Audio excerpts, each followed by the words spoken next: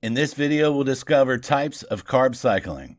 Carb cycling represents an approach to dieting in which carb intake is alternated. There are no hard and fast rules about the basis on which you do this. Some people alternate daily, while others alternate on a monthly or weekly basis. Some people do long periods of high, moderate, and low-carb diets. Others vary their approach on a day-to-day basis. This means that there is no single type of carb cycling to suit everyone. Everyone should program their carb intake. They can do this to suit a range of factors. These include your own body composition goals, your rest days and training days, your scheduled refeeds, whether you're attending a competition or special event, the type of training you're undertaking and its intensity, your body fat level. Some carb cycling approaches involve 2 days of low carbs followed by a day of high carbs. This pattern repeats. Another approach is to have 2 days of high carb intake followed by 2 days of moderate carbs. There will then be 3 days of low carbs before returning to the beginning of the cycle. Usually, the protein intake will remain similar between all days. Fat intake, meanwhile, will vary depending on the intake of carbohydrates.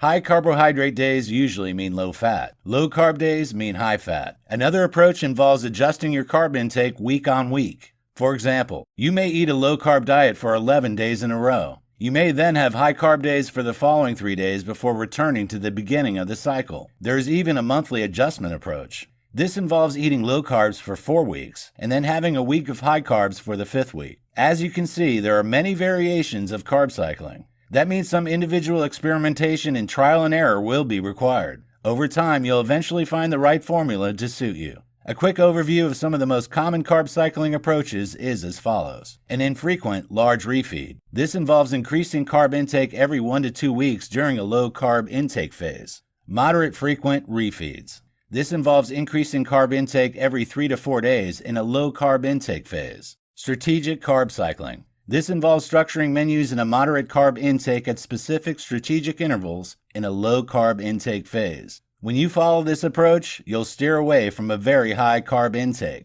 It will therefore allow your metabolism to catch up to your dietary intake. Carb cycling to gain muscle. Anyone who wants to gain muscle mass will require a calorie surplus. However, when you overconsume calories in the long term, body fat gain is almost inevitable. Carb cycling allows muscle gain to be optimized over fat gain. Like strategic carb cycling, menus must be planned to match your weekly schedule. This will enable you to make temporary surplus of calories to boost strength and lean mass gains.